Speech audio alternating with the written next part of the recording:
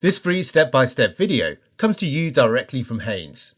You can complete more than 200 jobs on this vehicle when you purchase the complete Haynes online manual at haynes.com. Pull the arm fully away from the glass until it locks. Swivel the blade through 90 degrees, then press apart the locking clips at the end and slide the blade out of the arm's hooked end. On refitting, ensure that the blade locks securely into the arm. Lower the blade gently onto the windscreen.